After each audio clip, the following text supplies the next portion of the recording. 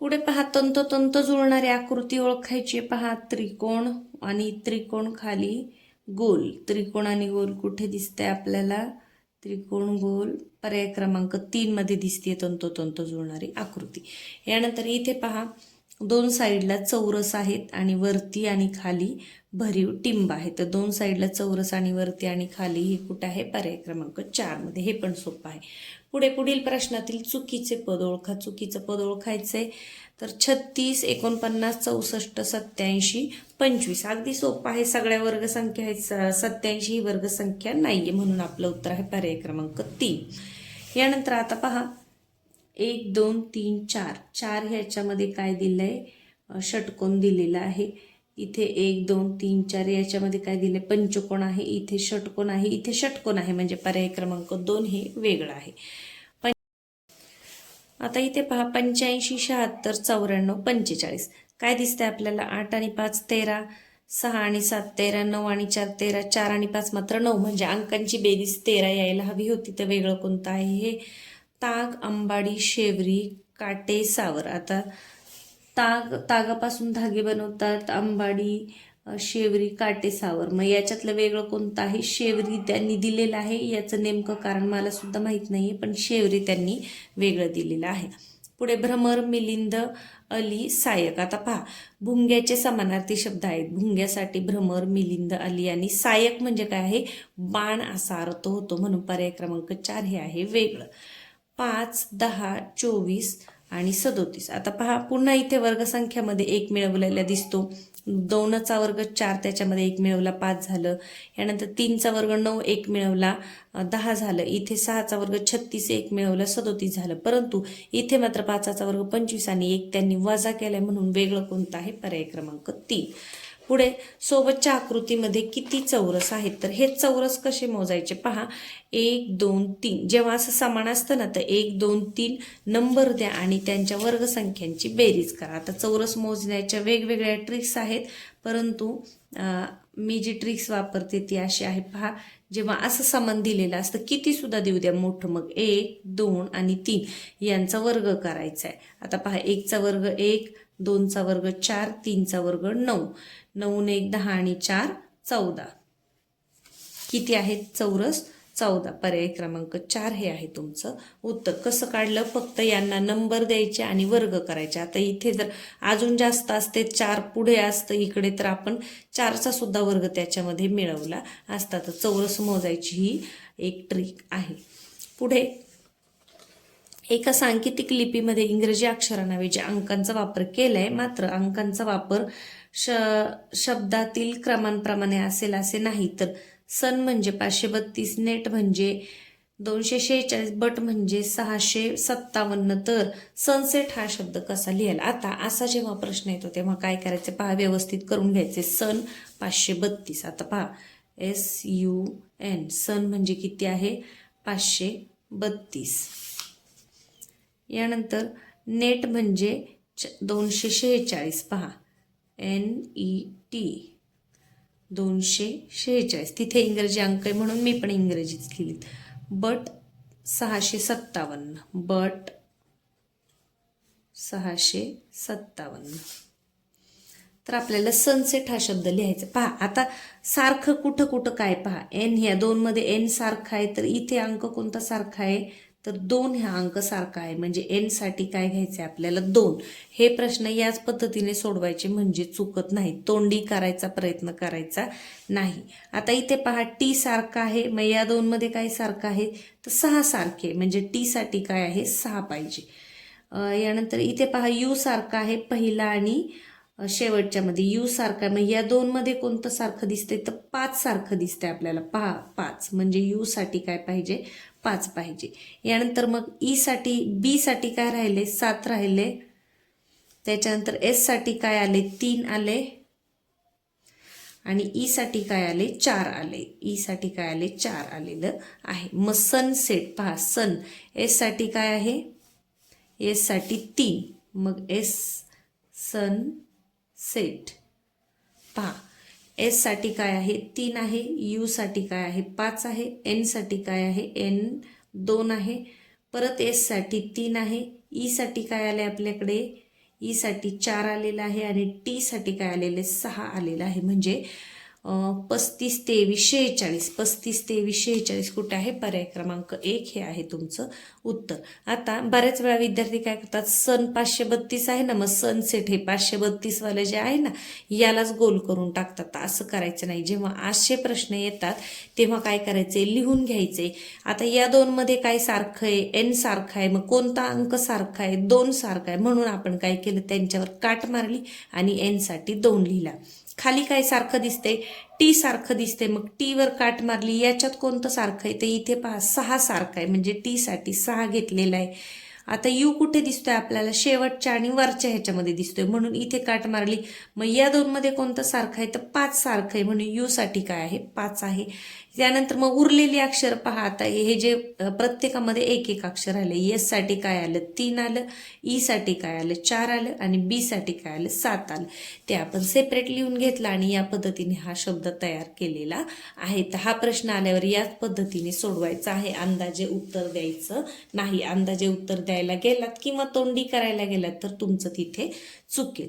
पुढे त्याच्यावरच आधारित अजून एक प्रश्न आहे. म्हणजे पहा, एक प्रश्न आणि तुम्हाला 4 मार्क देणार आहे हे सोडवल्यावर. आता काय? टी भागिले एन. टी भागिले एन. टी म्हणजे काय? 6 भागिले एन म्हणजे काय? एन म्हणजे 2. 6 भागिले 2 अधिक यू. अधिक काय आहे? यू म्हणजे 5. पुढे काय आहे? गुणिले बी. गुणिले बी म्हणजे किती आहे? 7. आता अशा ह्याच्यामध्ये आपण काय करतो, सुरुवातीला भागाकार करतो. बेत्रिक 6 म्हणजे 3 अधिक 5 गुणिले 7. मग याच्यामध्ये गुणाकार पहिला करतो, म्हणून 3 अधिक 7 5 35. मग 35 मध्ये 3 मिळवले किती झाले? 38. कुठे आहे? 38. पर्याय क्रमांक 1 हे आहे तुमचं उत्तर. म्हणजे तुम्ही जेव्हा हे सोडवता तेव्हा तुम्हाला याचा पण मार्क मिळणार आहे आणि खाली त्याच्यावरच आधारित गणित आहे. म्हणजे 4 मार्क इथे तुम्हाला मिळणार आहेत 2 प्रश्नांचे. पुढे खालील आकृतीतील पाण्यातील प्रतिबिंब. आता पहा, हा गोल जो आहे तो मला खालच्या बाजूला दिसला पाहिजे आणि हा गोल खालच्या बाजूला फक्त एकाच आकृतीत दिसतोय. पर्याय क्रमांक 2. आता रू आहे. रूचा हा जो 5 आहे हा उलटा खालच्या बाजूला दिसला पाहिजे. हा आकार याच साईडला असणारा रू कुठे आहे? इथेच दिसतोय फक्त पर्याय क्रमांक 3 मध्ये. तर आरशातील आणि पाण्यातील प्रतिमा अगदी सोप्या असतात. इथे तुम्हाला मार्क जाता कामा नये. तुमची लहान बहीण आजारी असेल तर तुम्ही काय कराल? तिचा गृहपाठ पूर्ण करेल. आजारी आहे म्हणून तिच्याशी बोलणार नाही. आई बाबाच लक्ष देण्यास सांगेल. आई बाबा घरी नसताना तिची काळजी घेईल. कोणता आहे? पर्याय क्रमांक 4. पुढे पहा, पहिल्या पदाचा दुसऱ्या पदाशी जसा संबंध आहे तसं करायचे. काय दिसतंय आपल्याला? 2 चौकटी आहेत. ही आकृती उभी केली, खाली 2 गोल दिले, डॉट दिले. मग ही आकृती उभी करून डॉट कुठे दिसते? पर्याय क्रमांक 4. आता पहा, 8 1 9 4. आता पहा, 9चा वर्ग आहे, 3चा वर्ग आहे, इथे 8चा वर्ग आहे. मग इथं वर्ग संख्या एकच आहे, 36. पर्याय क्रमांक 1. वर्गसंख्यांवर याच्यामध्ये भरपूर प्रश्न होते. मकर संक्रांत पौष महिन्यात असते. मग चैत्रमध्ये काय असतं? गुढीपाडवा. पर्याय क्रमांक 4. पुढे आता पहा, ही आकृती अशी झाली. आता बऱ्याच वेळा आपल्याला काय वाटेल, ही वरती करायची का? तर ही काय आहे? आरशातील प्रतिमा आहे. ही इकडून इकडे केले का असं दिसणार आहे. मग ह्याची आरशातील प्रतिमा जेव्हा आपण या बाजूला करू तेव्हा ती सेम टू सेम अशीच दिसेल. म्हणजे याचं उत्तर काय आहे? पर्याय क्रमांक 2. पहा, ही आकृती जर तुम्ही या साईडला घेतली तर ही अशी दिसणार आहे. मग ही आकृती जर या बाजूला घेतली तर आहे अशीच दिसणार आहे. म्हणून आपण काय दिलं उत्तर? पर्याय क्रमांक 2. तर कधी कधी हे आरशात आहे की पाण्यात आहे हे सुद्धा बघायचं आहे. पुढे साप, गारुडी, अस्वलाचा खेळ करणारा कोण? दरवेशी. आणि माहूत कोण असतो? हत्तीला चालवणारा. आणि मदारी कोण असतो? माकडाचा खेळ करणारा. पुढे आकृतीमध्ये प्रश्नचिन्हाच्या जागी पहा, आता काय केले? 8 आणि 8 16 आणि 1 17. 17 आणि 5 22. 22 आणि 4 26. म्हणजे अंकांची बेरीज मध्ये लिहिली. पहा, आता इथे पण 6 1 6 7 12 13 14 15 15 आणि 3 18. म्हणजे बेरीज करायची फक्त. तर यांची बेरीज किती येते पहा. 8 आणि 4 12. 12 आणि 6 18 19 20 21 22 23. पर्याय क्रमांक 2. पुढे पहा, 4 गुणिले 4 गुणिले असे 10 वेळा मांडून गुणाकार केल्यास एकक स्थानी कोणता अंक येईल? तर 4 चौक 16. म्हणजे एकक स्थानी 6 हा अंक येईल. पर्याय क्रमांक 2. पुढे आई वडील आणि मुलगा हे घटक वेन आकृतीने कुठे दाखवता येतील तर पहा, आई वडील मुलगा असं करता येईल का? इकडे मग 2 तयार झाल्यात आकृत्या, हे पण नाही येणार, हे पण नाही येणार, तर आई वडील आणि त्यांचा मुलगा पर्याय क्रमांक 2. टेबलाला खडू म्हटले, खडूला पेन, पेनाला पुस्तक, पुस्तकाला वही, तर फळ्यावर लिहिण्यासाठी खडू लागतो, पण खडूला काय म्हटले? पेन म्हटले, म्हणून आपलं उत्तर असणार आहे पर्याय क्रमांक 1. प्रमिला व तिची आई यांच्या वयातील अंतर 20 वर्ष असून वयांची बेरीज 44 वर्ष आहे, तर प्रमिलाचे आजचे वय किती? आता अशा प्रश्नांना आपण काय शिकलोय पहा, एक शॉर्ट ट्रिकचा व्हिडिओ आपण बनवलेला होता. वयातील अंतर 20 वर्ष आहे म्हणून आपण काय करायचे, 44 मधून 20 वजा करायचे, मग उरले किती? 24. या 24चे 2 भाग करायचे, किती दुने 24, 12 दुने 24, 12 12, आणि अंतर 20 वर्षाचं आहे म्हणून एक कोणामध्ये तरी आपण ते मिळवणार.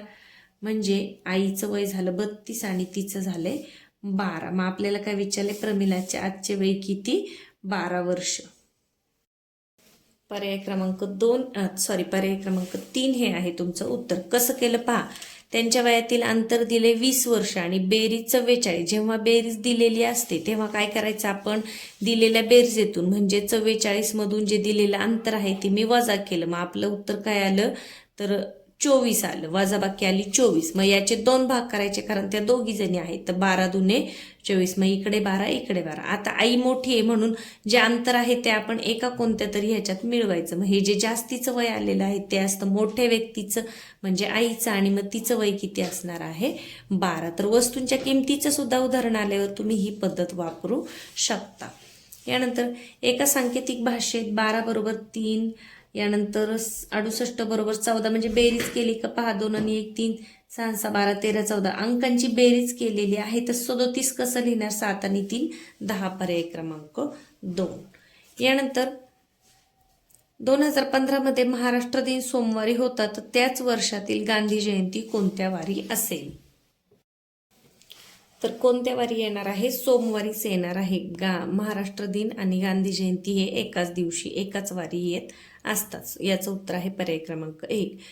क्रिकेटच्या एका संघातील 11 खेळाडूंनी आपल्याच संघातील इतर खेळाडूंशी एकदाच हस्तांदोलन केले तर किती हस्तांदोलन होतील? आता असा जेव्हा प्रश्न येतो हस्तांदोलन म्हणजे हात मिळवणे, तर काय करायचं, 11 खेळाडू दिलेत ना, जे खेळाडू दिलेत 11 दिलेत, तर त्याच्या अलीकडची संख्या घ्यायची. 11च्या अगोदरची संख्या 10, त्याला 2 ने भागायचं. पहा, 5 दुने 10, अकरी 5 55. जेव्हाही असा कधीही प्रश्न येईल तेव्हा जो दिलेला अंक आहे त्याच्या अगोदरची संख्या घ्यायची, 2 ने भागायचा. आता हा गुणाकार करत बसायचं नाही, पहिलंच 2 ने भागायचं आणि नंतर गुणाकार करायचं, म्हणजे आपल्याला सोपं जातं.